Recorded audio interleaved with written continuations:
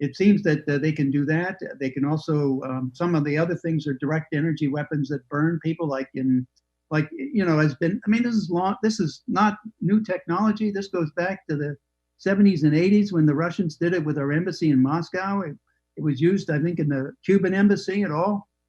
So it's nothing new. I mean, this is simply the older technology that they're working on much more sophisticated stuff now. And it's like even using brain computer interfaces and how that can happen and how you can reverse that to have the computer feed the brain as opposed to the brain feed the computer. So, those kinds of things are being developed now too. And I think there's over 100 patents in terms of different energy type weapons and chip type technology, things of that nature. So, I mean, this has not been really investigated by anybody to any great degree or extent at all. And it should be. Because you cannot trust these people that down through, we've got the historical record of what governments have done with the technologies as they were developing them. They were using them on people unwittingly. People didn't know it was happening, and they were testing them just in the public domain. What can you tell us about what you know about this technology, especially the level of nanotech and, again, mind control, this sort of thing? I think in that field there are, at least publicly available, there are over 100 patents involved. Now that doesn't talk about some of the secret patents that if governments develop things behind closed door for the military or whatever, they can issue patents and keep them secret and not expose them to the public. So we don't know how much of there is there.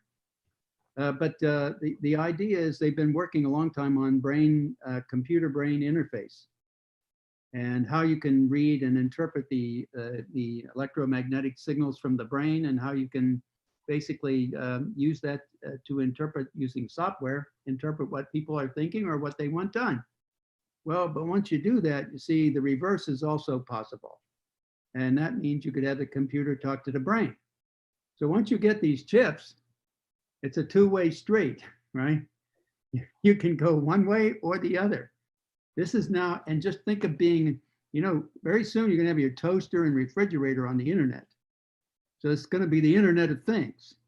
Well, you and all these people that are chipped then just become another thing on the internet. And so they're all set up to be monitored, tracked, and everything else through that, as well as their phones and everything else. That using it's a program called Treasure Map, is the NSA program to do all this tracking.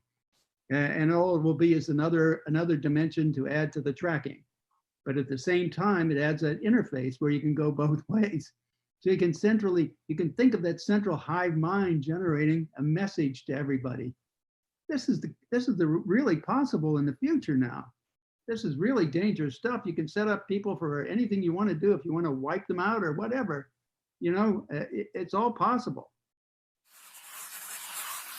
We know the government watches us, but what about when government surveillance changes the course of history? In the 1960s, the US government started a program called COINTELPRO, or the Counterintelligence Program. The program was a series of secret FBI initiatives targeting activists, political, and minority groups. The American Indian Movement, the Black Panthers, Martin Luther King, women's and civil rights groups, Vietnam War protesters, and anyone who got the government seeing red. Tactics used included infiltration and surveying and discrediting leaders and causes in order to undermine entire movements and organizations.